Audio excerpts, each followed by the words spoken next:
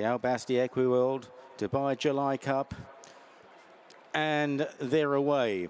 And slow out of the stalls was Flora of Bermuda, missed it by several lengths. Night Raider blasting off down the near side and already clear of a little group down the centre. Ides of March with Symbol of Honour. Spy Chief going quickly on the far side in the red cap, chased by No Half Measures and Run to Freedom over there. Night Raider leads by about 3 lengths to Twilight Calls on the stand side from Notable Speech in the all blue jacket. Flora of Bermuda in a red cap recovering from Whistle Jacket, and then Jasur down the centre a little off them, perhaps Eyes of March, with also Big Mojo. Symbol of Honour is chasing hard. Still Night Raider blazes the trail and is clear. Back in the field to Believing, who's got plenty to do. They're approaching the 2 furlong marker. Night Raider chased near side by Notable Speech now. Then behind these Twilight Calls down the centre, Big Mojo in the nose band coming through with Ides of March and Believing. Far side, No Half Measures. Notable Speech just drifting left-handed under a left-hand drive, trying to challenge Big Mojo. No Half Measures is doing very well out in the centre of the course. No Half Measures takes it up from Big Mojo as they race inside the final half furlong, and it's No Half Measures and Big Mojo and No Half Measures as well. No Half Measures and Neil Callan from Big Mojo, and it's very close for the minors. Jasur may be involved, but here's the slow-mo by about a neck, half length. No Half Measures. Big Mojo in second. Very tight for third between Believing, Run to Freedom, and probably Notable Speech. Richard Hughes is just saying he's going to compose himself. I'm urging him not to, because your first Group 1 success, No Half Measures winning the July Cup, it should be everything that you're feeling coming out, I think. And tell us what you're feeling. That's brilliant. Tough enough road to get to here, but I think I'll definitely appreciate it more. I think if I started with a really good horse early, probably wouldn't appreciate it, because I didn't appreciate riding all those good horses when I was riding. I just took it for granted and just kept looking for the next good one. So I was very fortunate in my riding career. And then when you change role, it is very different. You essentially have got to start all over again, haven't you? Oh yeah, I was a little bit naive. I thought if I buy 20 horses, one of them is going to be good. And then I went and bought 20 the following year and still no good one. So it's keep chipping away and do the right things, it'll happen. And when did you feel this one was a good one? She won here last year in a handicap, and Ryan got off, and I said, well, we get a bit of black type, Ryan. He said, she's better than that. So I said, Ryan never says that. So he's Mr. Pessimistic. Well, he's a realist, yes, if you know what I mean. So I was quite surprised by that. So then we plotted getting our black type, and we got it, and she's done nothing but improve. And coming here, well, I know you, first of all, you saw the draw and you thought, oh no, that's not going to work. And then you're saying, I'm going to sneak a place at best. And now you've won it. So talk me through the emotion of the day, from how you arrived to how you are now. Well, very little pressure, really. Drawn 50, it wasn't mad about, so I went into Neil and said, ride her to be third, and hopefully get a little bit of cover. And they jumped out and he had one horse in front of him. I said, oh God, here we go. And then halfway I said, oh, she's going okay. And then I just held my head because I couldn't believe what was happening. You actually watched the closing stages? Yeah, but I was just, she's going to get caught, she's going to get caught. That was my feeling, because they normally do. So I'd have been pleased even second or third, so the win is just a bonus. And Neil was just talking about when he got the direct text message from you to him, asking him to ride this horse. Tell me why you chose Neil. To be honest, I was on the golf course with Mick Fitzgerald, and I told him, the entries came out, and I said, I don't know who's going to ride this fill. And he said, what about Neil Callan?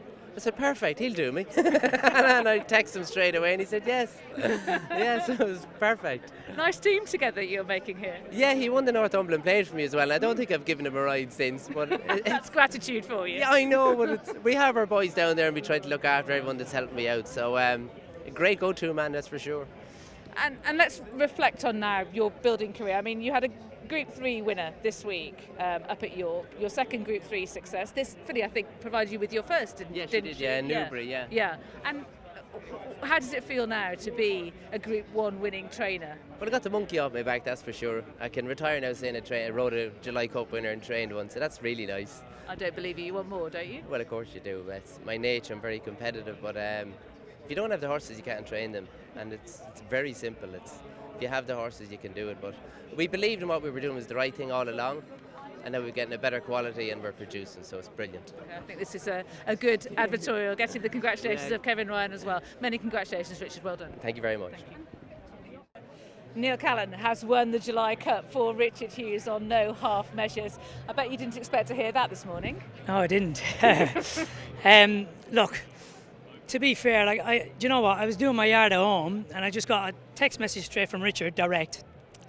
And you want to ride in a Group 1? I went, well, yes, absolutely. And I actually kind of half thought, did he mean to text me? I'm not sure.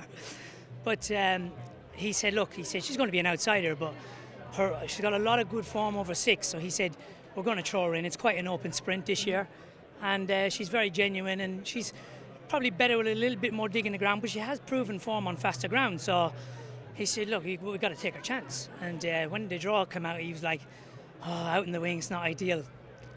But I said to him on the way out, I said, well, you know what? The only 2 front runners are next to us.